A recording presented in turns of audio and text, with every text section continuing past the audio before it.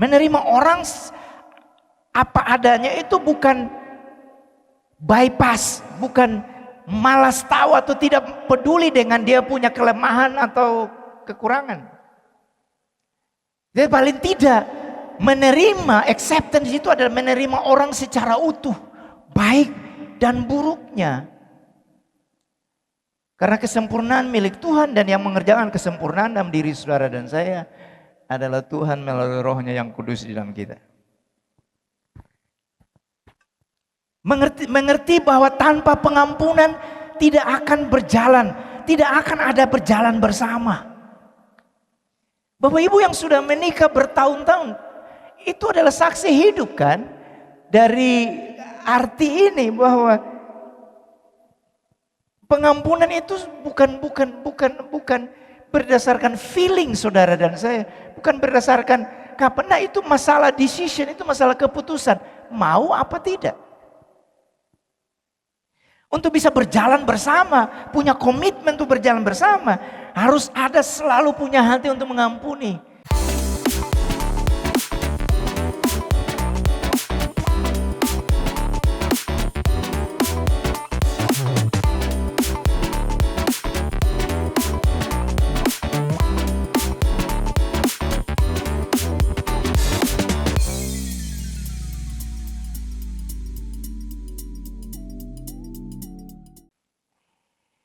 Selamat tahun baru buat Bapak Ibu semua. Shalom. Mari kita belajar firman Tuhan. Tema kita masih disambung dari ulang tahun, kemudian Natal, dan kebaktian akhir tahun. Committed to walk together. Komitmen untuk berjalan bersama. Nah, di ibadah perdana tahun ini saya ingin membagikan tentang syarat untuk bisa berjalan bersama. Bagaimana supaya kita bisa berjalan bersama. Beberapa ayat yang saya akan bacakan. Yang pertama dari Mazmur 143 ayat yang ke-8. Perdengarkanlah kasih setiamu kepadaku pada waktu pagi. Sebab kepadamulah aku percaya. Beritahukanlah aku jalan yang harus kutempuh. Sebab kepadamulah ku angkat jiwaku. Bacaan yang kedua dari Amos pasal 3 ayat 3. Berjalankah dua orang bersama-sama jika mereka belum berjanji? Terjemahan yang lain ada yang berbunyi seperti ini. Akankah dua orang berjalan bersama-sama kecuali jika mereka sudah setuju? Kemudian Sheila Bair menerjemahkannya seperti ini. Masakan dua orang berjalan bersama-sama kalau mereka belum bermufakat? Arti kata berjalan menurut Kamus Besar Bahasa Indonesia, bergerak maju dari satu titik atau tempat ke titik atau tempat yang lain. Amos 3 tadi mengajukan pertanyaan kepada kita. Berjalankah dua orang bersama-sama jika mereka belum berjanji? Yang satu dikatakan kecuali jika mereka sudah setuju. Dan yang terakhir, kalau mereka belum bermufakat, artinya mustahil orang itu berjalan bersama kalau mereka belum berjanji, kalau mereka belum setuju bersama-sama, kalau mereka belum bermufakat. Pertanyaannya adalah, bermufakat tentang apa? Paling tidak mereka bermufakat tentang syarat atau bagaimana kita berjalan, apa yang kita sepakati bersama.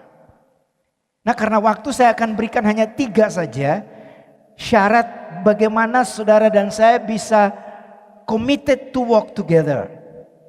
Komitmen untuk berjalan bersama-sama. Yang pertama, harus memiliki tujuan perjalanan yang sama.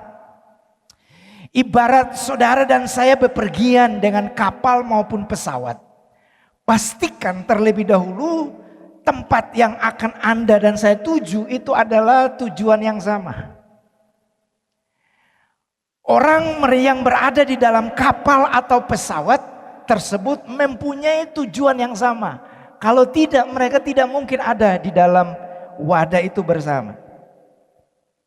Saudara dan saya tidak bisa berkata, yang penting saya ada dalam kapal atau ada dalam pesawat. Kemana saja terserah, yang penting saya ada di kapal.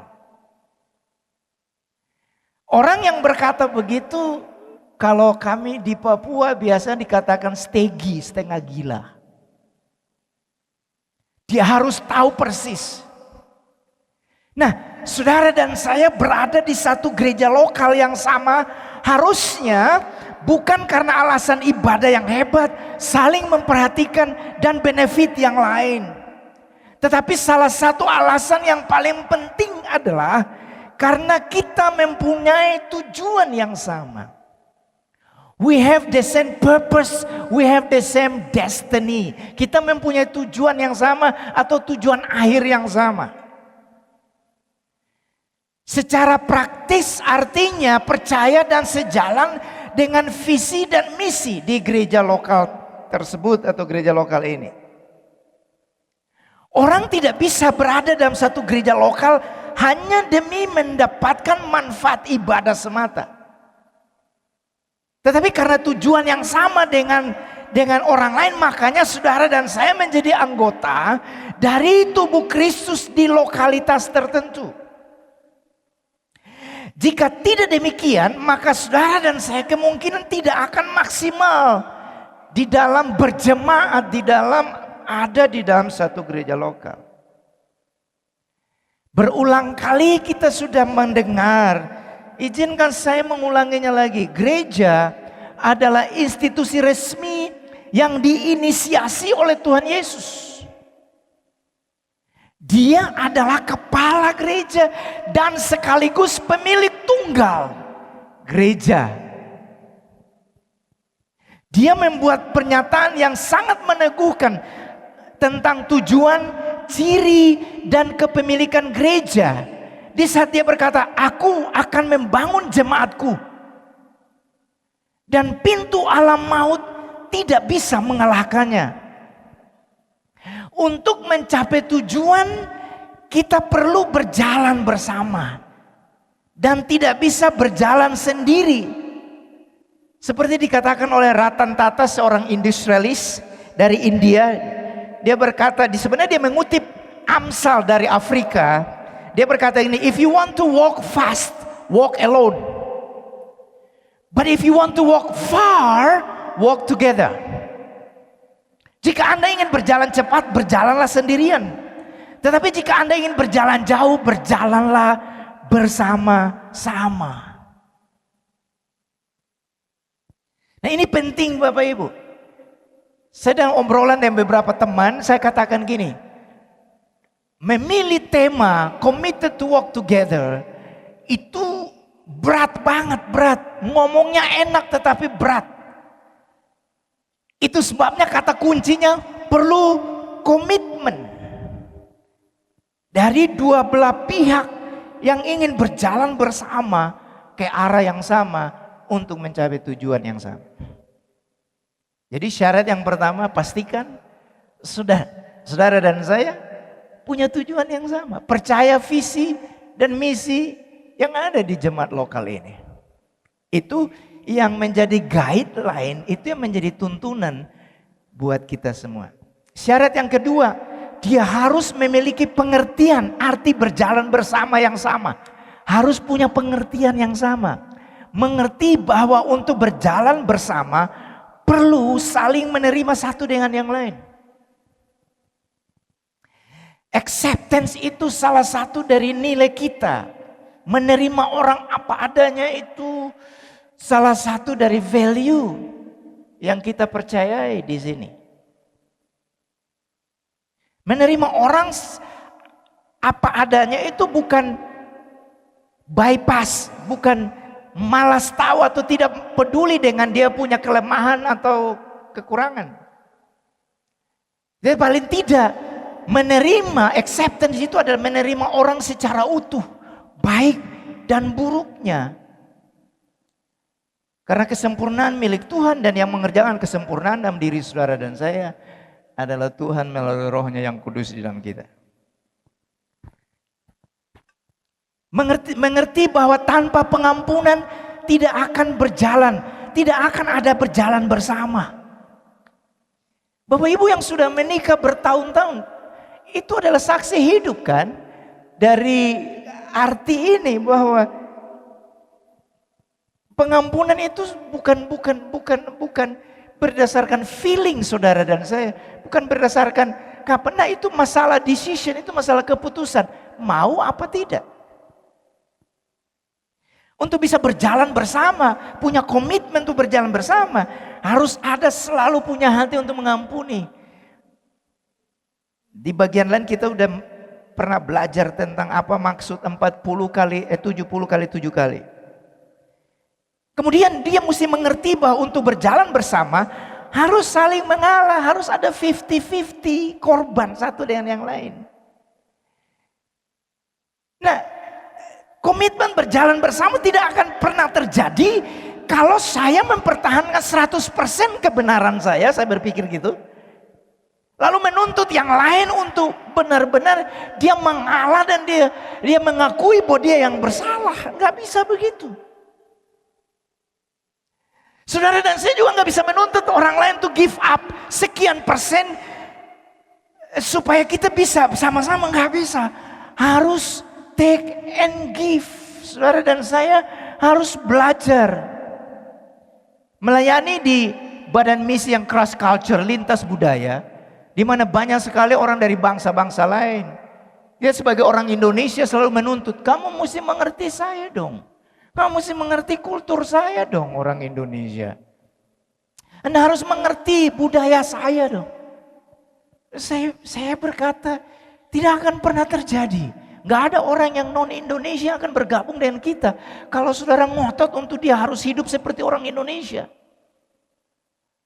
Kalau dia harus hidup seperti orang Indonesia, Tuhan gak ciptakan dia sebagai orang lain, orang bangsa lain. Terus gimana caranya? Kita yang harus give up 50%, mereka juga give up 50%. Baru kita bisa bekerja bersama. Jadi kalau saudara dan saya menuntut lebih, gak mungkin bisa berjalan bersama. Dalam hubungan suami istri bukankah seperti itu Bapak Ibu? Saling mengalah. Syarat yang ketiga, untuk bisa berjalan bersama harus memiliki dasar yang sama. Dasar untuk berjalan bersama. Apa itu dasar untuk berjalan bersama? Itulah yang disebut nilai yang dihidupi. Bahasa gerejanya nilai yang dihidupi. Kalau di perusahaan, kalau nggak salah dipakai kata kultur perusahaan. Company culture. Atau apalah, institusi punya culture. Di dalam konteks gereja lokal, kita bicara tentang harus punya nilai yang sama supaya bisa berjalan bersama. Bapak Ibu yang harusnya anggota KC mengerti nilai kita, atau yang sudah ikuti Kingdom Life mengerti nilai kita. Yang pertama spiritual test atau kehausan rohani, teachable atau mau diajar. Yang ketiga acceptance, saling menerima satu dengan yang lain. Keempat teamwork, kita bekerja sebagai tim. Dan yang kelima servant heart, kita sebagai pelayan, memiliki hati pelayan. Nah Bapak Ibu, nilai ini berbicara tentang manusia. Sesuatu yang paling berharga dalam suatu organisasi atau institusi, termasuk gereja lokal, adalah manusianya. Nilai adalah cara orang diperlakukan, cara mereka memperlakukan sesama, cara mereka memperlakukan teman sebaya, cara mereka memperlakukan yang lebih senior dan yang lebih junior. Dan bagaimana mereka merespon kepada pemimpin mereka. Nilai Bapak Ibu itu ibarat udara yang dihirup oleh manusia. Jika udara yang dihirup sehat, maka jemaat sehat dan gereja lokal bertahan. Tetapi jika udaranya beracun, maka energi akan berkurang, hilangnya kreativitas, konflik akan berlipat ganda, dan produktivitas pelayanan akan menurun kalau nilainya itu tidak dipegang. Itu sebabnya ada seorang ahli berkata begini, value will eat vision and mission for lunch. Dia bilang ini, dia akan bisa menelan nilai itu, dia akan bisa menelan visi dan misinya.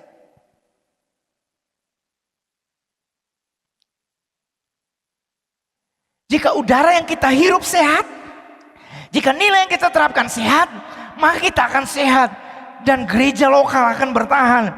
Tapi kalau nilainya tidak sehat, maka saudara dan saya akan mengalami hilangnya kreativitas, konflik akan berlipat ganda dan seterusnya. Cara berjalan kita itu tidak sama dengan jemaat yang lain.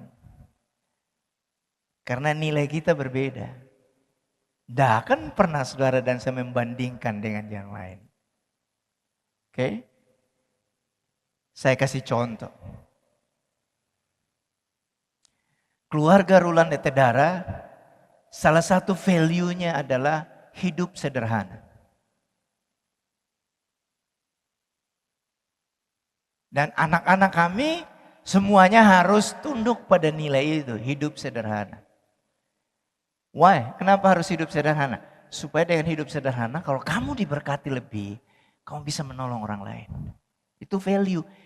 Keluarga Waluyo, tetangga saya umpamanya, tidak sama nilainya. Anak gadis kami jam 9 malam harus sudah ada di rumah. Temannya jam 10. Lalu dia compare, dia bandingkan. Kenapa dia bisa jam 10? Kenapa saya nggak boleh? Sederhana, nilai kita beda dengan keluarga tersebut. Sama juga di gereja lokal. Bapak Ibu, tahun yang baru atau tahun yang lalu kita belajar berjalan melalui jalan yang lain. Ada peringatan keras melalui mimpi untuk tidak pulang melalui jalan Herodes. Saya sekolah minggu dari kelas 1 SD sampai dengan bertobat kira-kira kelas 2 SMA. Selalu tiap tahun main drama Natal Herodes, selalu saya memilih tokoh Herodes. Kenapa? Karena Herodes marah-marah. Keren. Setelah bertobat, beta tidak mau lagi. Tapi sebelum bertobat, tokoh favorit. Kalau main drama sekolah minggu, saya selalu jadi Herodes. Karena paling keren itu ada kata, raja orang Yahudi yang baru lahir, itu langsung berdiri, kursi tak lempar kemana-mana. Itu paling keren. Setelah bertobat, enggak mau lagi. Dia bilang ada peringatan keras. Pak Gembala sudah menjelaskan hal ini pada ibadah Natal dan juga masih disinggung di dalam ibadah akhir tahun. Saya cuma ingin mengingatkan kembali Bapak Ibu, karena itu 2 kali didengungkan. Saya berpikir ada sesuatu yang penting yang perlu yang perlu diulangi lagi buat kita jemaat. Orang maju setelah berjumpa dengan Yesus, dia memberikan semua yang terbaik bagi Tuhan. Setelah memberikan semua yang terbaik bagi Tuhan, baru peringatan itu datang. Jangan pulang melalui jalan yang sama. Pesan profetisnya begini, sudah banyak hal di 2022 yang Tuhan lakukan dalam kehidupan saudara dan saya. Mau bilang itu ups and downs-nya perjalanan kita, pengiringan kita dengan Tuhan. Tetapi kalau kita sampai penghujung masuk di tahun yang baru, itu fakta yang tidak bisa dibantah bahwa Dia menyertai saudara dan saya. Lalu kasih peringatan, semua yang kamu alami di 2022, masuk 2023 harus melalui jalan yang berbeda. Peringatan keras via mimpi berarti sesuatu yang sangat serius dan sangat berbahaya jika kita kembali melalui jalan Herodes. Biasa Bapak Ibu, Akhir tahun itu orang buat resolusi, evaluasi diri. Biarlah salah satu resolusi saudara dan saya adalah tidak pulang melalui jalan Herodes. Cuma perlu bertanya, apa itu jalan Herodes? Jangan pulang melalui jalan Herodes. Jalan Herodes itu apa sih? Karena waktu saya hanya mau bagikan 3 saja. Yang pertama, jalan Herodes, bagi Herodes posisi dan status diri itu adalah segalanya. Itu jalan Herodes yang pertama. Bagi dia posisi itu penting banget. Alkitab berkata dia kaget. Kenapa? Kenapa dia kaget? Karena ada raja baru yang lahir. Ada saingan baru yang lahir. Merasa tersaingi. Tuhan bilang gini, jangan pulang lewat jalan Herodes. Apakah posisi itu tidak penting? Penting, itu anugerah Tuhan diberikan kepada saudara dan saya. Tapi itu bukan dimaksud untuk menunjukkan identitas saudara, jati diri saudara dan saya. Bukan. Karena jati diri saudara dan saya itu ada di dalam Kristus. Level saudara dan saya di pelayanan, jangan sampai itu menjadi sesuatu banget. Jangan sampai itu menjadi jati diri saya. Orang Kristen yang mengerti prinsip ini mestinya tidak boleh keluar kata begini. Kamu tidak tahu saya siapa? Emang saya tidak tahu.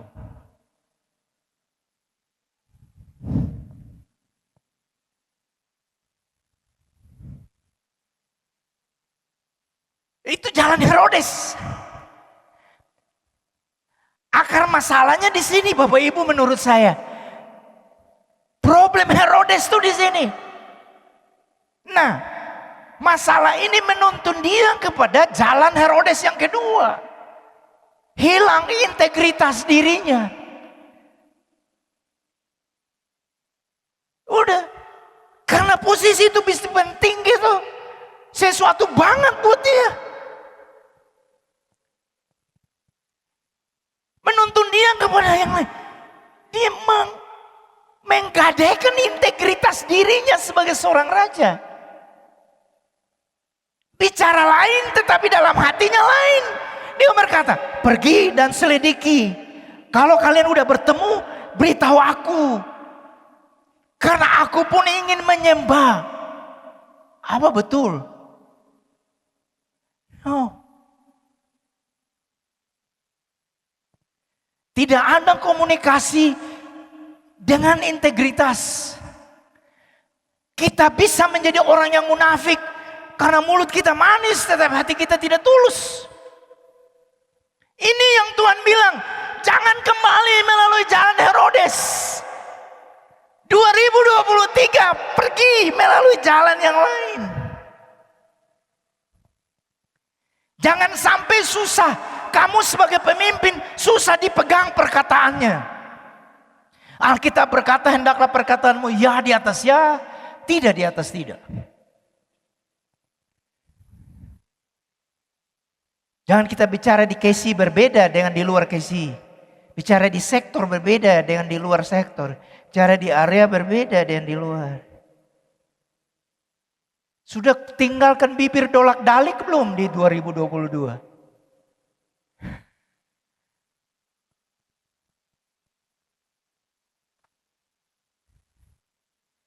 Hal yang paling tidak fair dan sangat menyakitkan. Kalau saya memilih membicarakan saudara saya di belakang dia. Itu tidak fair banget. Itu jalan Herodes. Dan Tuhan bilang, tinggalkan. 2023, jalan yang beda, harus beda.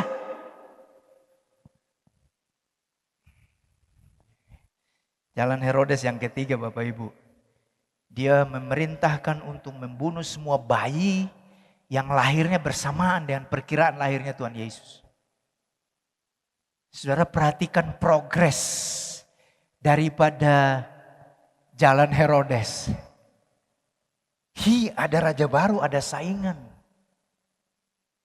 Dia punya posisi lebih tinggi dari saya. Tenang saja.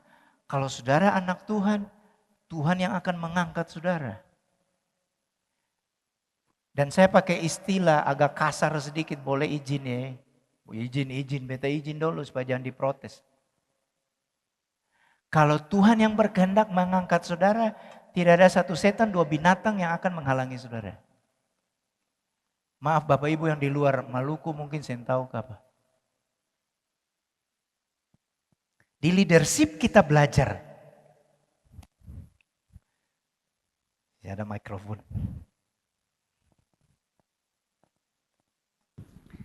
Di leadership kita belajar Bapak Ibu. Salah satu prinsip kepemimpinan adalah begini. Jikalau kamu diberi posisi tanggung jawab yang besar, pegangnya itu jangan seperti ini. Nanti sakit waktu diambil. Halo? Ini berlaku buat semua. Di bisnis ke, di pelayanan ke.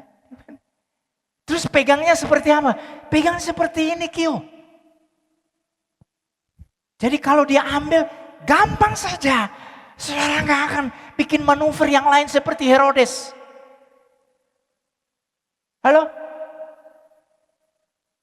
Kita tidak akan rasa aman saja. Kamu mau ambil, itu dari Tuhan. Bagi beta, itu posisi jabatan. Saya untuk melayani Tuhan, melayani masyarakat. Ale ambil, asal baik-baik. Kalau Ale jahat, Tuhan akan berurusan dengan Ale. Kan gitu kan ceritanya.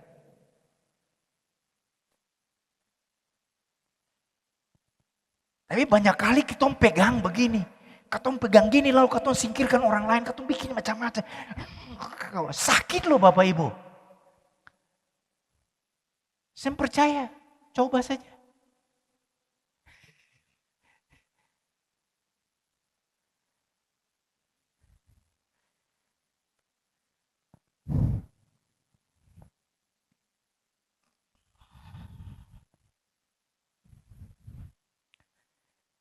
Karena itu perhatikan progresnya. Dia masuk ke cara yang ketiga. Posisi raja begitu penting sampai-sampai dia menghalalkan semua cara untuk mempertahankannya. Termasuk memerintahkan untuk membunuh semua bayi yang lahir. Diperkirakan bersamaan dengan Tuhan Yesus. Alkitab berkata Bapak Ibu, membunuh itu tidak harus secara fisik. Membenci orang dan tidak mengampuni juga disebut sebagai pembunuh. Ini saya percaya. 1 Yohanes 3:15. Setiap orang yang membenci saudaranya adalah seorang pembunuh manusia. Alkitab yang bilang bukan saya. Dan kamu tahu bahwa tidak ada seorang pembunuh yang tetap memiliki hidup yang kekal di dalam dirinya. Bisa jadi kalau berdasarkan ayat ini, kita bisa menjadi pembunuh berdarah dingin. Jika tidak berhati-hati dalam moving together. Makanya Bapak Ibu kita diberi peringatan keras. Tahun 2023 tinggalkan jalan Herodes. Dan jalan melalui jalan yang lain. Raja Daud tahu Bapak Ibu. Untuk hidup yang berhasil, dia perlu jalan dari Tuhan. Makanya dia berkata, perdengarkanlah kasih setiamu kepadaku pada waktu pagi. Sebab kepadamu lah aku percaya. Nah ini yang penting. Beritahukanlah aku jalan yang harus kutempuh. Sebab kepadamu lah kuangkat jiwaku. Bapak Ibu menjalani 2023. Kita perlu berdoa seperti Daud. Beritahukanlah aku jalan yang harus aku tempuh. Sebab kepadamulah kuangkat jiwaku. Mari kita berdoa.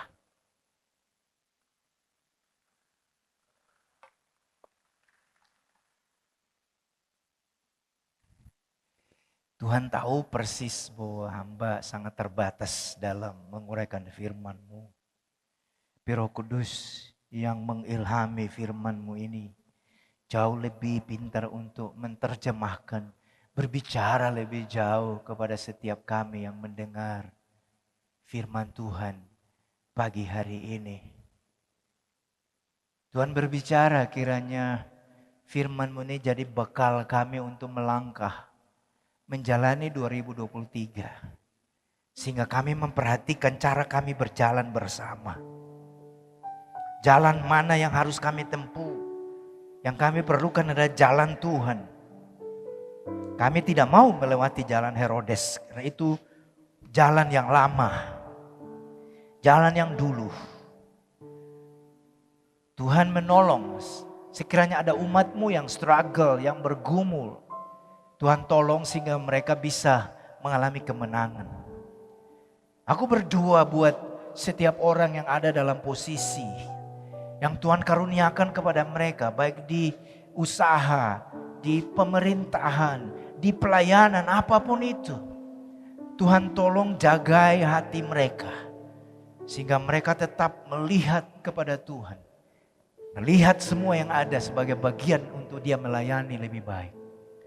Lindungi mereka Tuhan daripada yang jahat. Diberkatilah semua umat Tuhan yang hadir, yang ada dalam jemaat lokal ini. Kami mau berjalan bersama. Kami mau komitmen untuk berjalan bersama. Tolong kami Tuhan, Roh Kudus tolong kami untuk bisa berjalan bersama. Dalam nama Tuhan Yesus, firman yang hidup, kami berdoa. Haleluya. Amin. Tuhan berkati Bapak Ibu. Shalom.